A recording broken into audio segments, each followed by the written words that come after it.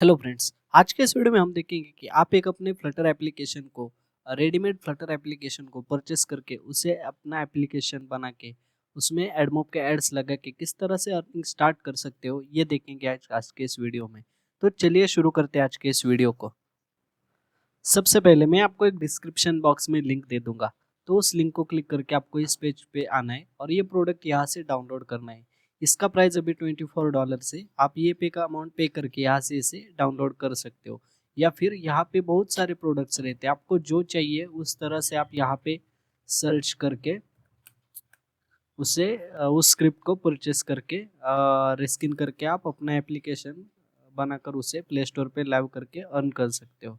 ये आप किस तरह से कर सकते हो, पूरा प्रोसेस स्टेप बाय स्टेप बताऊंगा, तो वीडियो को लास्ट तक देखते रहिए। जिस प्रोजेक्ट को हम एडिट करने जा रहे हैं, पहले उस प्रोजेक्ट का हम डेमो देखते हैं। तो स्टार्ट करते हैं। ये उसका रहा होम स्क्रीन एप्लीकेशन का, और इसके अंदर हम नोट्स वगैरह ऐड कर सकते हो, डिलीट कर सकते हो। ऐसा कुछ है, प्रोडक्टिविटी टूल है जिसे आप लॉन्च करके एडमोब के एड्स के थ्रू रिवेन्यू कलेक्ट कर सकते हो। नोट्स के बाद अगला जो फीचर है वो टू डू लिस्ट का है। वो बेसिकली इसके अंदर हम टू डू लिस्ट जो भी हमारे टास्क रहेंगे वो उसे ऐड कर सकते हैं, डिलीट कर सकते हैं और एडिट कर सकते हैं। नीचे जो बैनर ऐड है और कोई भी टास्क सबमिट करने के बाद जो ऐड आता है उसके थ्रू आपको रिवेन्यू मिलेगा। तो ये हो गया टू डू लिस्ट का फीचर। इसके बाद जो प्रायोरिटी वाइज टास्क है हम वो ऐड कर सकते हैं।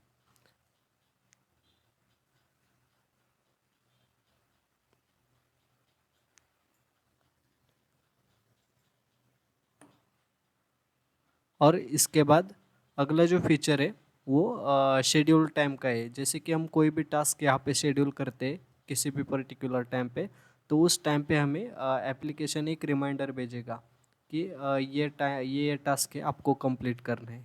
तो ये बेसिकली फीचर्स इस तरह से काम करेगा, बेसिकली रिमाइंडर के ऐप की तरह। इसके बाद है चैट का। तो आप कोई भी सवाल हो, लाइक चैट जीपीटी पे जैसे पूछते हो वैसे भी यहाँ पे हम पूछ सकते हैं, जो भी हमारी क्वेरी वगैरह रहेगी वो। और ये जो है वो पोमोडोरो टाइमर का है। कोई भी टास्क है वो हम टाइमर लगा के कर सकते हैं, इससे हमारा वर्क का प्रोडक्टिविटी बढ़ेगा। और ये मेनू स्क्रीन है। इसके बाद ये पोमोडोरो टाइमर का सेटिंग है, इसे आप यहाँ से अपडेट वगैरह कर सकते हो। तो कुछ इस तरह से एप्लीकेशन। तो अब हम एप्लीकेशन के सोर्स कोड को एडिट करना स्टार्ट करते हैं। पहले से ही हमारा वो प्रोडक्ट पर डाउनलोड करके रखा है। तो जब आप प्रोडक्ट वहाँ से परचेस करोगे तो कुछ इस तरह से आपको फाइल मिलेगा। ये फाइल आपको यहाँ से, ये फाइल मेरी जो वर्किंग प्रोजेक्ट्स की डायरेक्टरी है वहाँ पे रखता हूँ।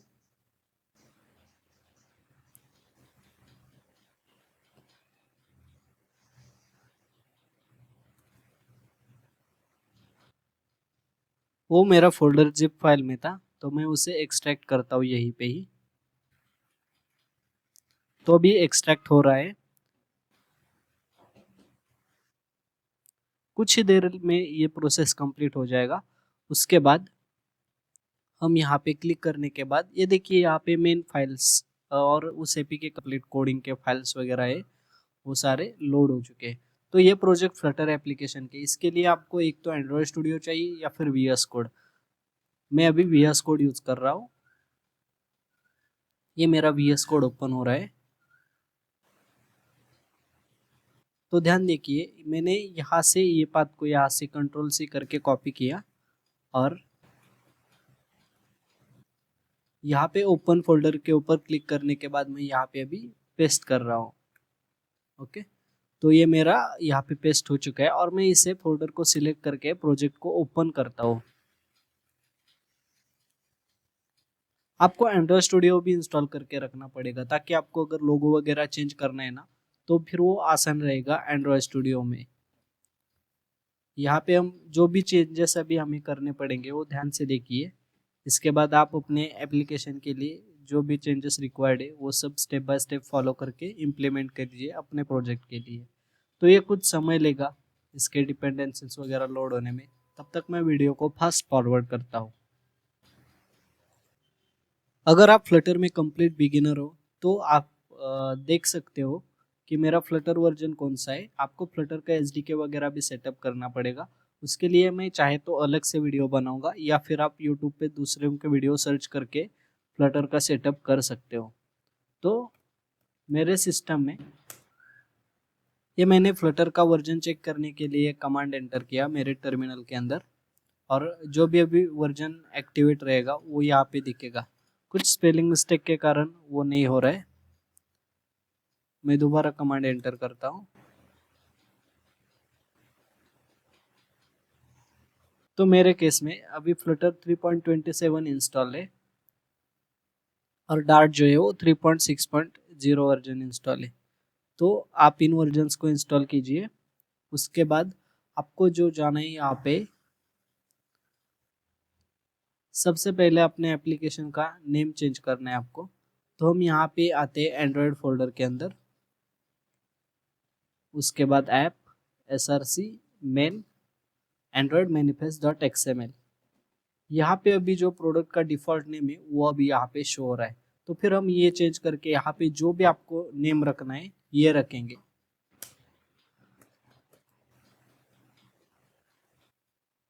तो फिर मैं यहाँ पे एडिट करके मान के चलो हम यहाँ पे दूसरा नाम देते हैं, जो भी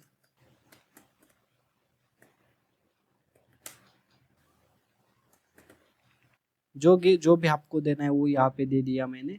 उसके बाद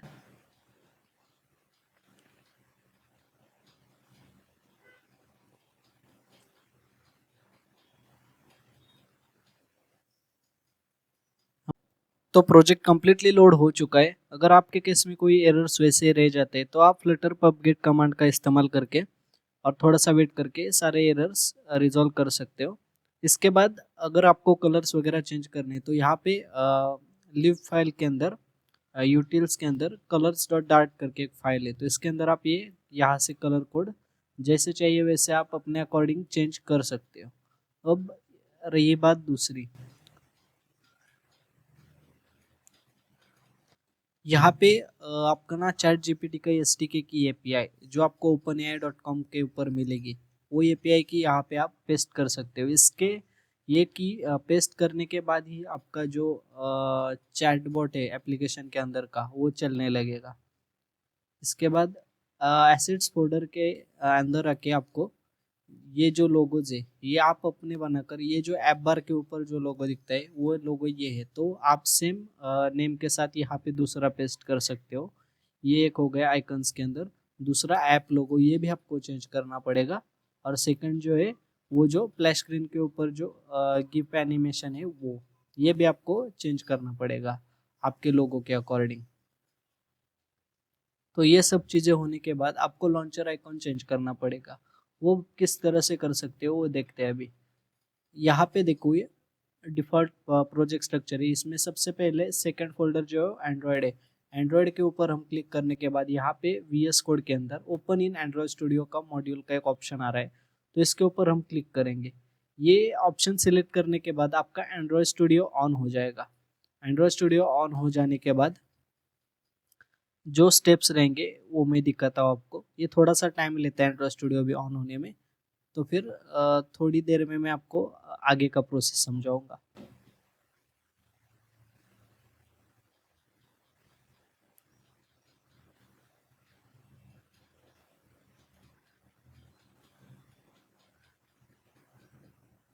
हमारा ये एप्लीकेशन का नेम तो चेंज हो चुका है। अभी इसके बाद हम जो चेंज करेंगे वो एप्लीकेशन के कलर्स वगैरह चेंज करेंगे।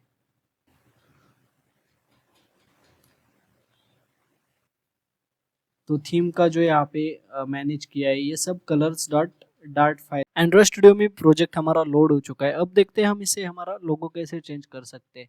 तो सबसे पहले हम यहाँ पे ऐप्स को, ऐप फोल्डर को जो है उसे एक्सपांड करेंगे। उसके बाद रिसोर्सेस में जाएंगे, REC। ओके, उसके बाद मिम मैप में साइड क्लिक करके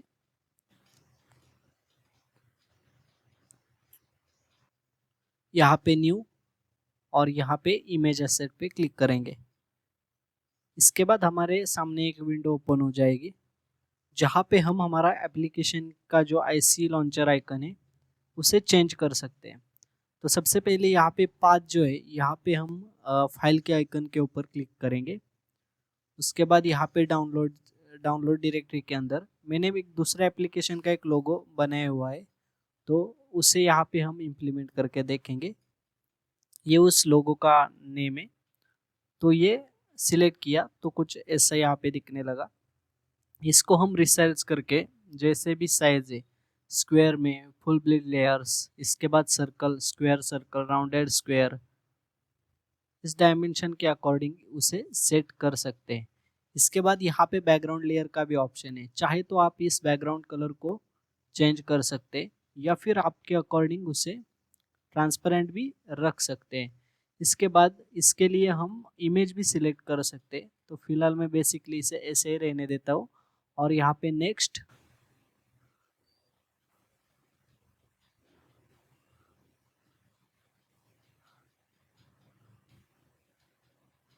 और फिनिश।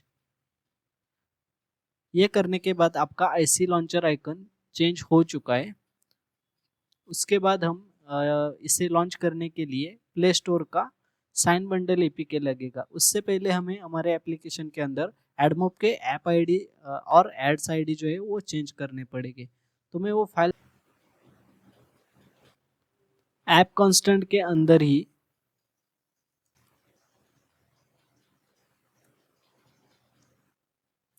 आपको यहाँ पे ओपन एपीआई की, उसके बाद इंटरशियल एडमोब एड्स आईडी, उसके बाद iOS के लिए अलग आईडी मिलता है एडमोब अकाउंट के अंदर, बैनर एड यूनिट आईडी, और फिर सेम एड iOS के लिए। और यहाँ पे टेस्ट डिवाइस आईडी, अगर आपको टेस्ट करना है, टेस्ट डिवाइस आईडी कैसे निकाल सकते हो आप गूगल जाके गूगल कर सकते हो। ये हो जाने के बाद आपको आना है अपनी मैनिफेस्ट फाइल के अंदर, और यहाँ पे जो हमें एडमोब के अंदर मिलता है ऐप आईडी, वो यहाँ पे इसे पेस्ट करना है। ध्यान रखिए मैनिफेस्ट फाइल के अंदर आपको करना पड़ेगा।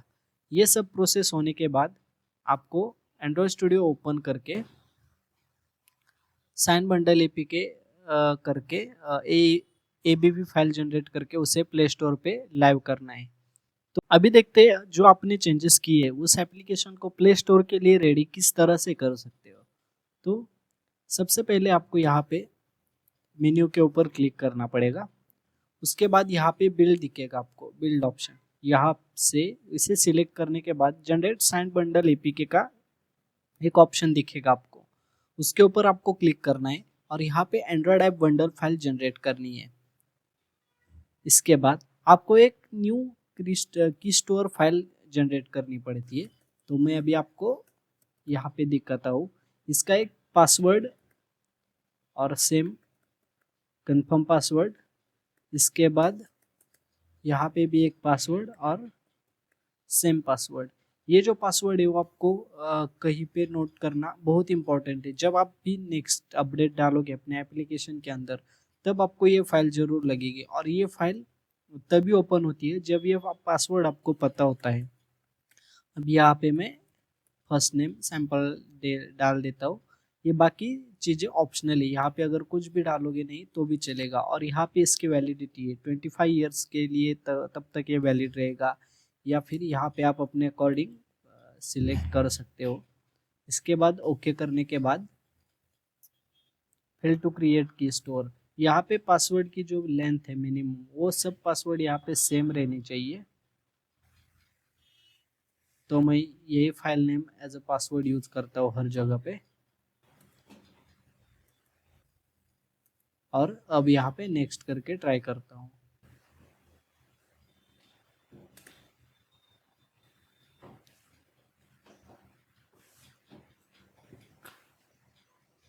ओके, तो हमें यहाँ पे फाइल का पाथ चूज करना पड़ता है। तो हम डेस्कटॉप पे इस फाइल को क्रिएट करेंगे सेम नेम्स, और फिर ओके के ऊपर क्लिक करेंगे। तो मेरी की स्टोर फाइल सक्सेसफुली जनरेट हो चुकी है। और नेक्स्ट, और यहाँ पे हम रिलीज मोड सिलेक्ट करेंगे जो कि हमें प्ले स्टोर के ऊपर अपलोड करने के लिए रिक्वायर्ड होता है। और इसके बाद यहाँ पे क्रिएट के ऊपर ये इसके बाद कुछ समय लेगा। ग्रिडल बिल्ड वगैरह होने के बाद आपको एबीबी फाइल जनरेट करके दे देगा। उसके बाद आपको जो एबीबी फाइल जनरेट हो चुकी है उसे आपको प्ले स्टोर के ऊपर रिलीज सेक्शन में जाके अपलोड करना पड़ेगा। तो कुछ इस तरह से आप कंप्लीट प्रोसेस होने के बाद इसे प्ले स्टोर के ऊपर अपलोड कर सकते हो। ये जो भी मैंने स्टेप्स बताए वो आप कोड कैनन के ऊपर जाके कोई भी आपको जो चाहिए वो टेम्पलेट के लिए इस्तेमाल कर सकते हो।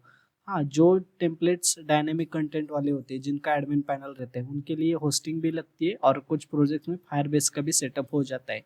अगर आप कमेंट करोगे तो मैं उनके ऊपर भी वीडियोस दे सकता हूँ कि आप किस तरह से ई कॉमर्स एप्लीकेशन के टेम्पलेट्स हो गए या फिर टिकटॉक जैसे एप्लीकेशन के टेम्पलेट्स हो गए वो किस तरह से मॉडिफाई करके अपलोड कर सकते हो। इनके ऊपर भी मैं नेक्स्ट वीडियो ला सकता हूँ। तो आज के वीडियो में बस इतना ही। मिलते हैं अगले वीडियो के लिए, तब तक बाय।